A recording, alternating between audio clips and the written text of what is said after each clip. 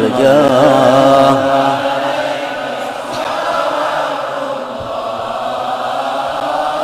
عبد بالباب يرتجي لسم العتاب جود بالجواب مرحبا قد قابلنا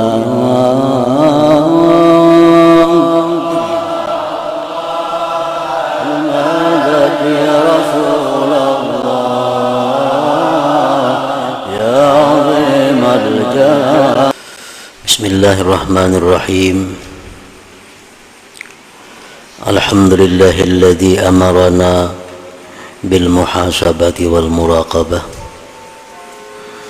wa mujalasati ahli safwati wal musyahadah.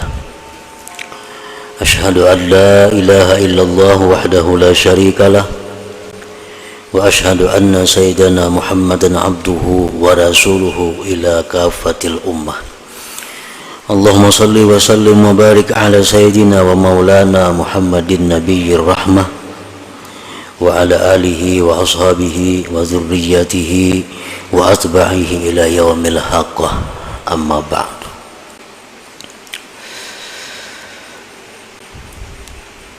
Yang kita hormati dan kita cintai para habaib dan para alim ulama,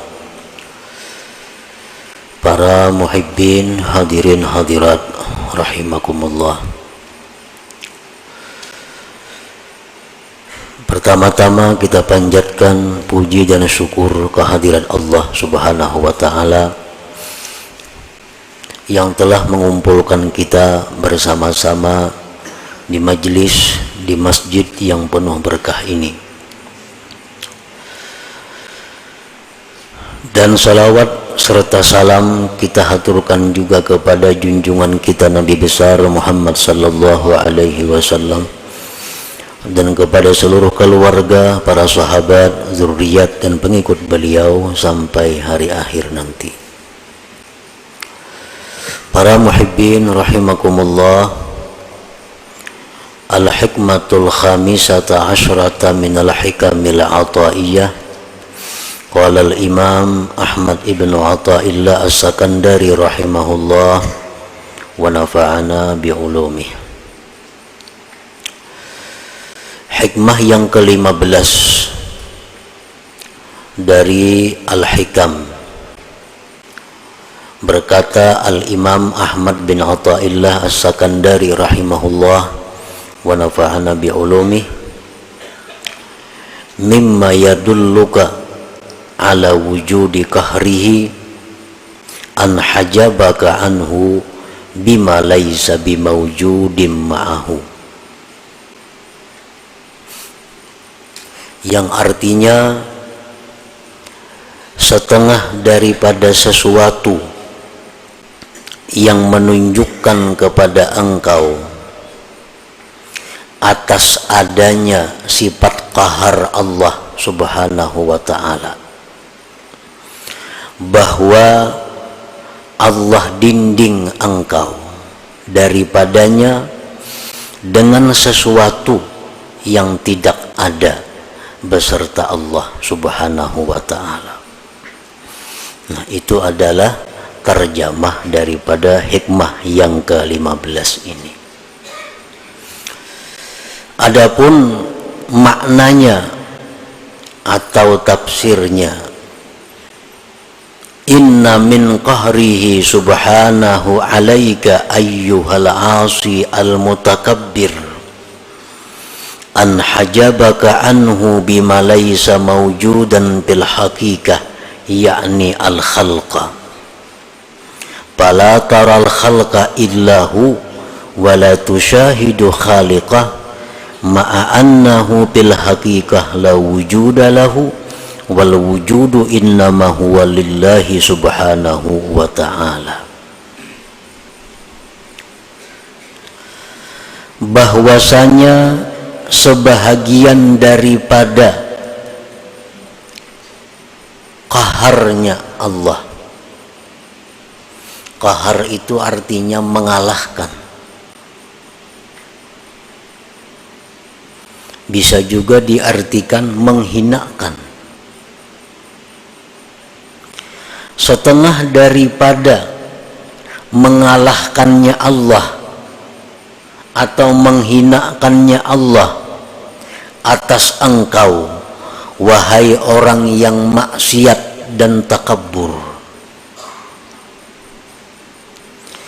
bahwa Allah hijab engkau, Allah dinding engkau daripadanya dengan sesuatu yang tidak ada pada hakikatnya.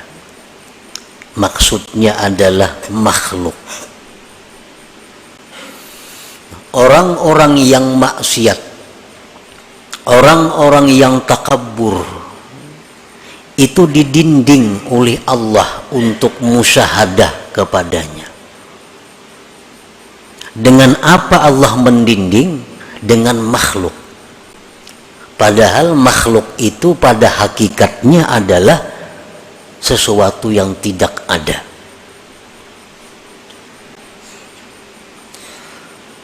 Nah, orang yang maksiat, orang yang sombong, pala taral khalqa, maka engkau tidak melihat akan makhluk, wahai orang yang maksiat. Engkau tidak melihat makhluk itu, melainkan makhluk semata. Engkau tidak bisa memandang, engkau tidak bisa menyaksikan, wahai orang maksiat, akan penciptanya makhluk itu. Padahal makhluk itu pada hakikatnya tidak ada, dan wujud itu ada hanya saja untuk Allah Subhanahu wa ta'ala.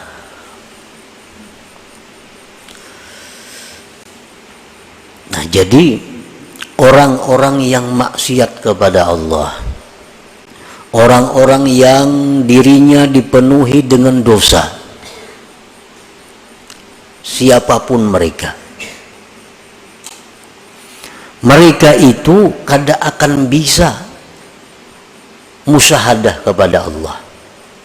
Mereka itu kada akan bisa mengingat Allah dalam setiap apa yang dia lihat, dia dengar, dan sebagainya. Apabila dia melihat manusia, maka yang dilihatnya hanya sebatas itu manusia. Bila dia melihat harta, maka yang dilihatnya hanya harta. Apabila dia melihat musibah, bencana, yang dilihatnya hanya musibah dan bencana. Mereka itu tidak mampu menembuskan pandangan hatinya kepada yang mencipta semua itu, yaitu Allah Subhanahu wa ta'ala. Nah, inilah orang-orang yang dirinya dipenuhi dengan dosa dan kemaksiatan. Inilah diri-diri orang yang kotor di sisi Allah, sehingga Allah dinding dia untuk tidak bisa musyahadah kepada Allah Subhanahu wa ta'ala. Nah, para muhibbin rahimakumullah, walaupun sekilas kita melihat, kita umpamanya diri kita sembahyang aja, puasa aja, berzakat aja, maksiat kayaknya kita hindari aja, tetapi kita kadang mampu untuk musyahadah itu. Itu satu alamat bahwa kita ini masih terhijab dengan Allah. Berarti diri kita ini kotor, berarti kita ini perlu perbaikan lagi daripada yang ada sekarang ini.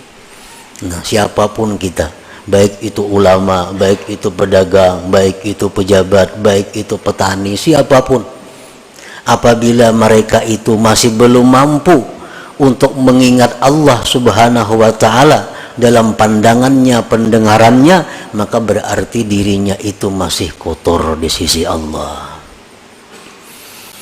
Nah, ada orang yang memuji, dia suka kepada orang itu. Kalau ada orang yang mencelainya, inya marah kepada orang itu. Hanya sebatas diri orang itu. Kalau ada orang memberikan nikmat kepadanya, inya senang kepada orang itu. Kalau ada orang yang mendatangkan bencana lawan inya marah kepada orang itu. Nah, ini satu alamat bahwa dirinya ini masih penuh dengan kotoran, dirinya ini masih terhijab daripada Allah Subhanahu wa ta'ala. Para muhibbin rahimakumullah, semestinya kalau orang-orang yang sudah mampu musyahadah itu, kalau dia menerima pujian,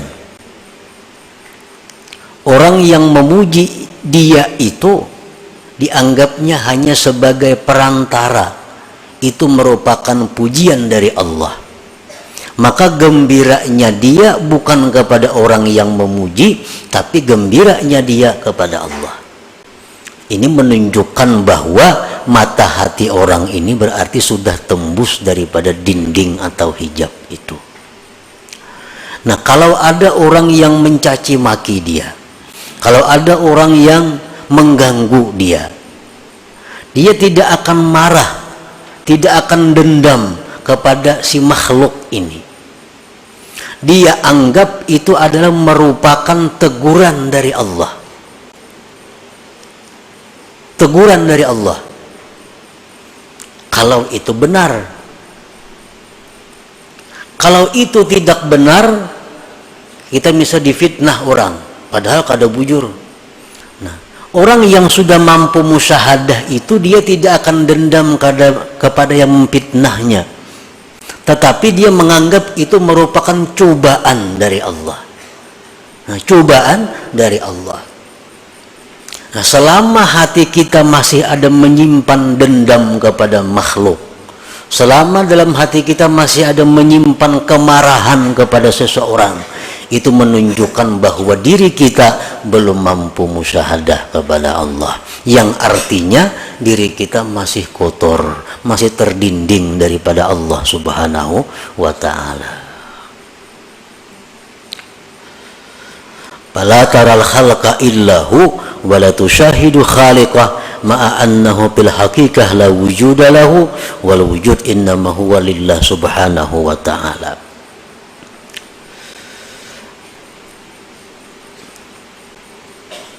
Fallahul wahidul qahhar yaj'alu ma la syai'a hijaban bainaka wa bainah. Allah yang Maha Esa, Allah yang Maha mengalahkan siapapun. Dia menjadikan sesuatu yang tidak ada sebagai dinding antara engkau dan Allah.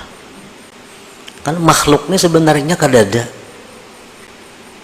hanya diciptakan Allah. Nah, nang diciptakan Allah ini diulah Tuhan dinding, diulah Tuhan hijab, sehingga orang-orang yang ahli maksiat ini, yang banyak dosa ini, pandangannya hanya kepada hijab itu.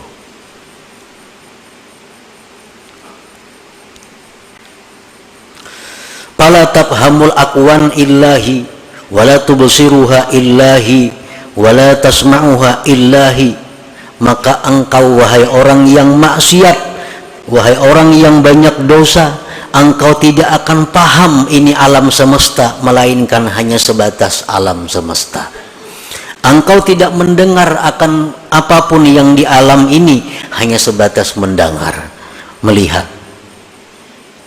Wa tubsiruha illahi, dan engkau tidak melihat itu alam, melainkan hanya sekedar melihat itu alam. Wala tasma'uha illahi, dan engkau tidak mendengar itu alam semesta, melainkan alam semesta itu. Mendengar suara nang merdu, mendengar suara burung, mendengar suara manusia, suara itu orang bang nang didengarnya. Mata hatinya kada bisa menyampaikan bahwa suara seseorang nang indah itu, sesuara makhluk yang indah itu merupakan keindahan daripada Allah Subhanahu wa ta'ala.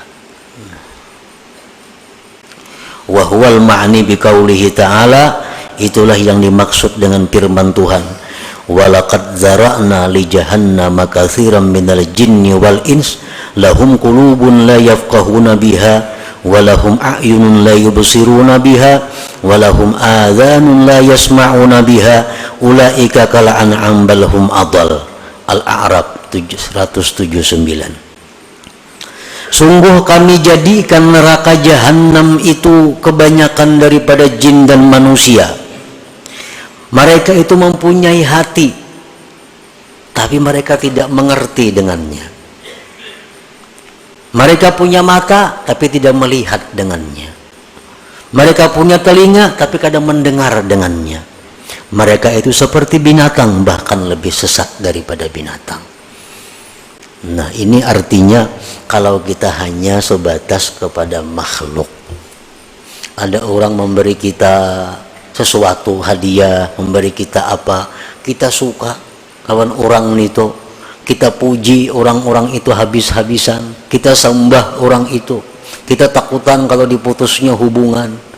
Ini karena pandangan kita bahwa si fulan ini yang memberi kita. Adanya berbuat maksiat kita kadang-kadang menegur, kadang kata diberinya lagi aku.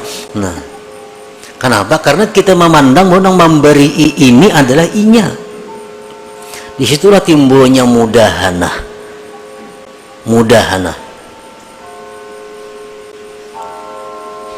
Kalau ada orang yang menantang kita, kalau ada orang yang akan membinasakan kita, kalau ada orang yang mengganggu usaha kita, kita marah habis-habisan kepada orang itu. Kada sampai hatinya bahwa sesuatu itu adalah dari Allah Subhanahu wa ta'ala. Nah, akibat apa? Akibat banyak mempunyai dosa tadi, sehingga didinding oleh Allah.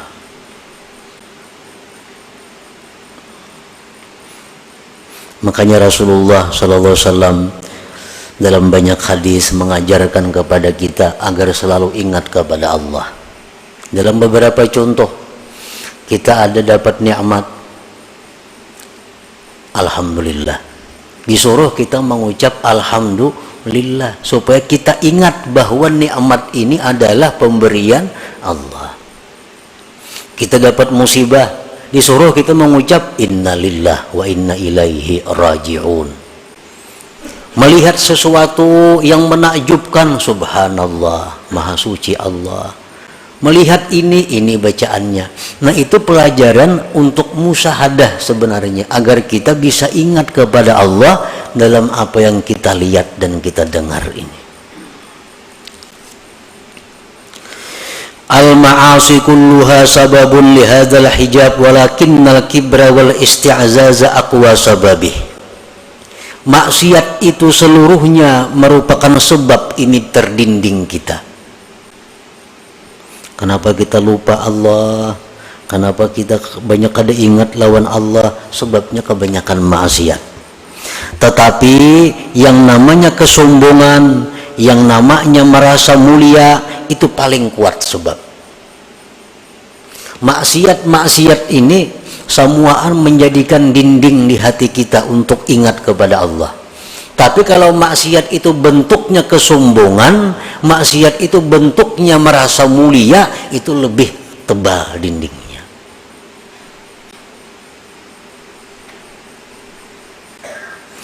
Tanqasimul ma'asi min haitsu usuluha ila arba'ah.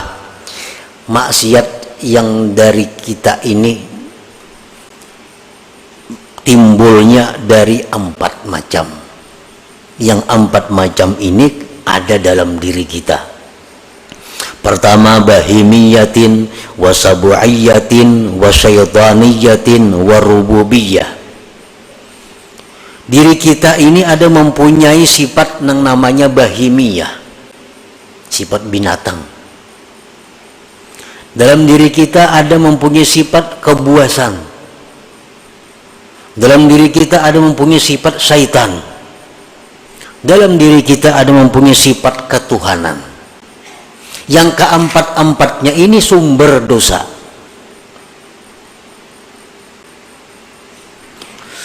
Palbahimiyah, kalau sifat kebinatangan itu yang menunjuk dari diri kita, dosa yang kita lakukan apa? al-hirsu ala qada'i syahwatil batni wal farji wa min yatasa'abu zina was-sarikah wa jam'ul haram. Kalau sifat kebinatangan yang menguasai diri kita, maka pikiran kita hanya untuk nyaman syahwat dan perut. Orang nang pikirannya hanya untuk meluluskan nafsu syahwatnya, itu orang nang dikuasai sifat kebinatangan. Dari situlah timbulnya zina. Dari situlah timbulnya mencuri milik orang. Dari situlah timbulnya makan harta yatim. Dari situlah timbulnya riba.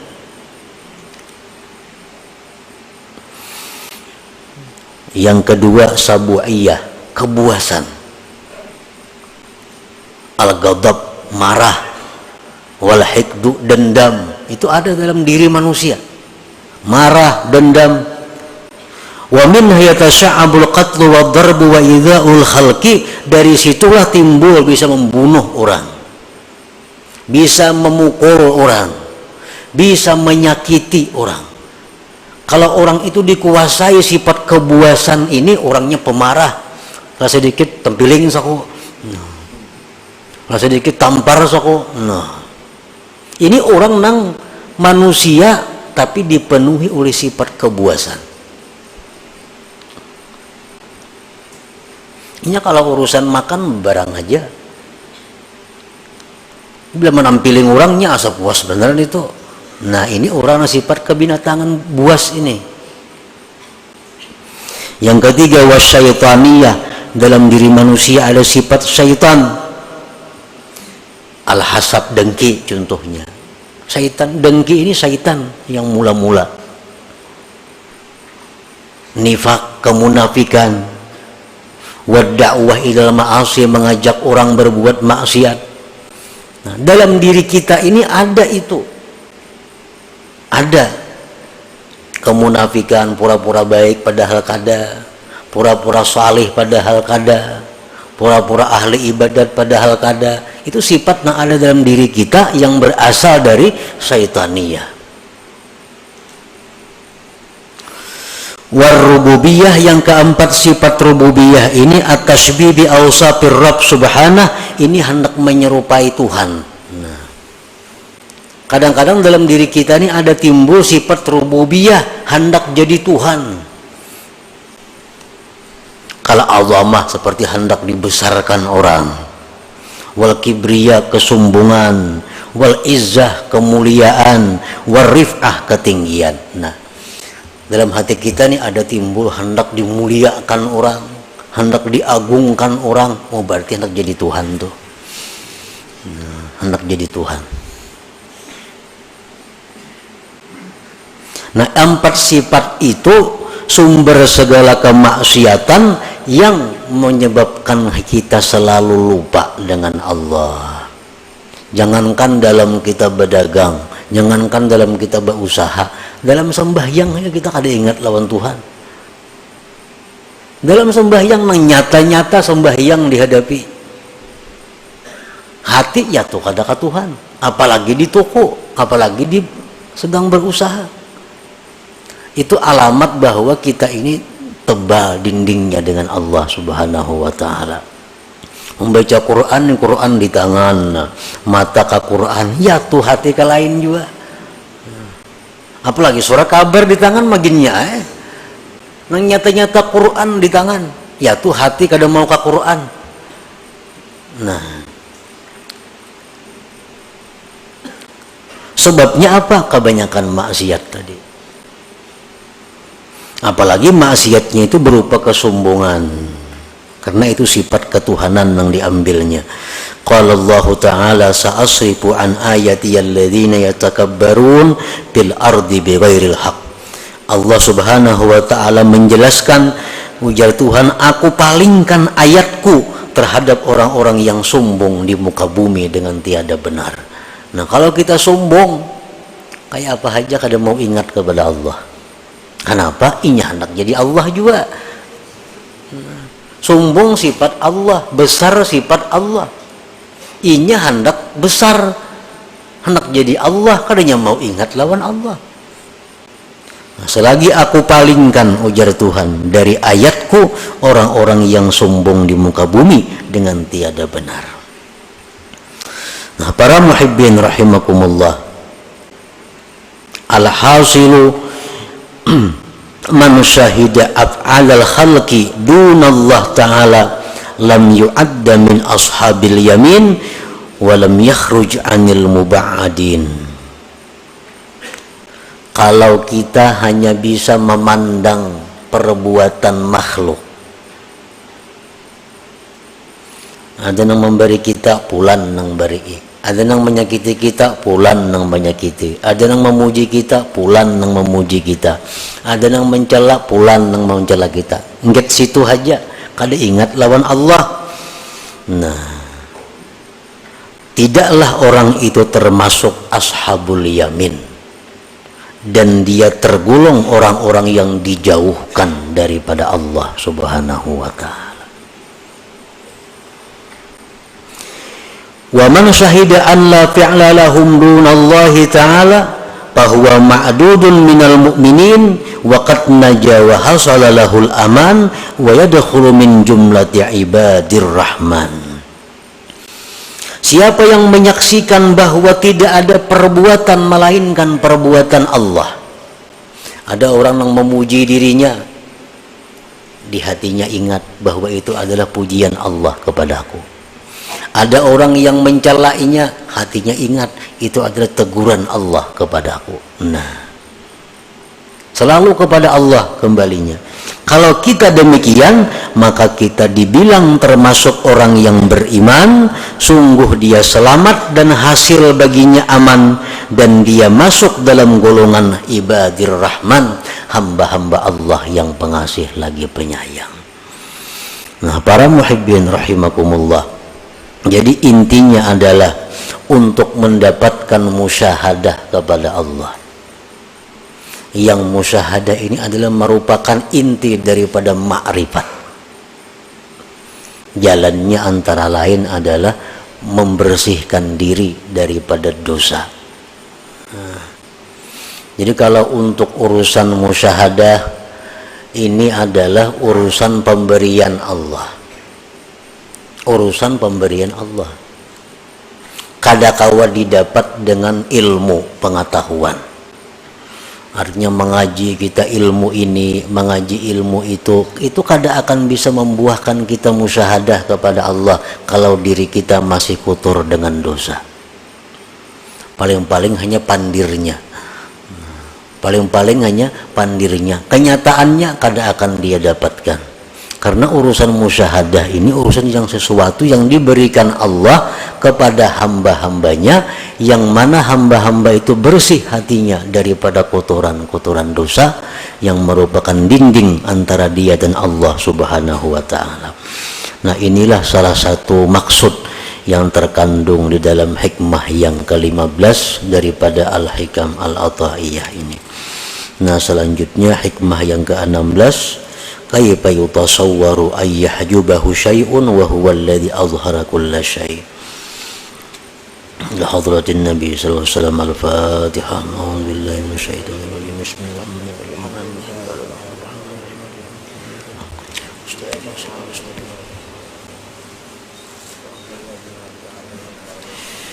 Ya Allah biha, ya Allah biha, ya Allah bihusnil khatimah.